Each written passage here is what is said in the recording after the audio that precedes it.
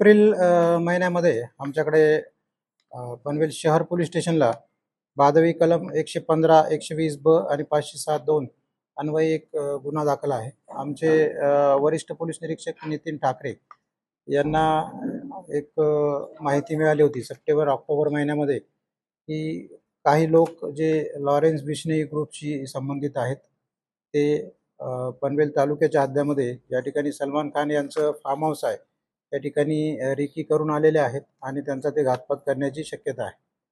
त्या अनुषंगाने आम्ही या गँगशी संबंधित जे लोक आहेत अशांचे जे व्हॉट्सअप ग्रुप आहेत, इंस्टाग्राम ग्रुप्स आहेत किंवा इतर जे काही सोशल मीडिया आहेत त्याच्यामध्ये आमचे काही इन्फॉर्मर, आमचे काही पोलीस अधिकारी यांना त्याच्यामध्ये आम्ही इन्फिल्ट्रेट केलं.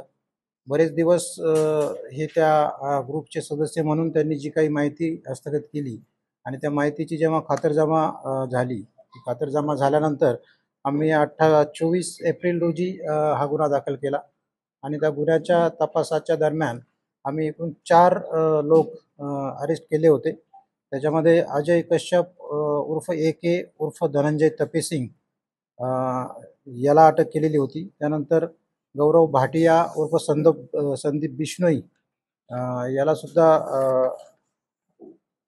गुजरात या ठिकाणावरून अटक करण्यात आली.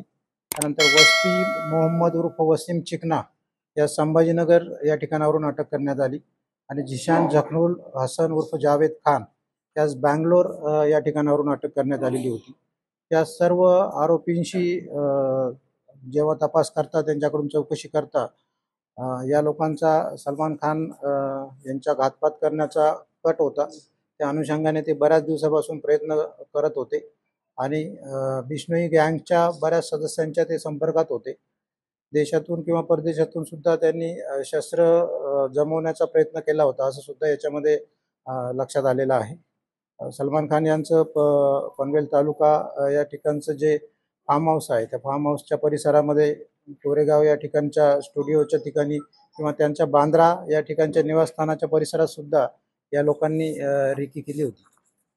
हे जे 4 लोक आहेत यांच्याकडून आपल्याला अतिशय उपयुक्त अशी माहिती मिळालेली आहे. त्या माहितीच्या आधारे यांचा जो पुढचा प्लॅन होता तो यशस्वी करण्यामध्ये बऱ्यापैकी आतापर्यंत यश आलेलं आहे आणि आणखीही काही याच्यामध्ये ॲक्यूज वॉन्टेड आहेत त्याच्या आम्ही मागावर आहोत आणि लवकरच आम्ही त्यांना सुद्धा अटक करू.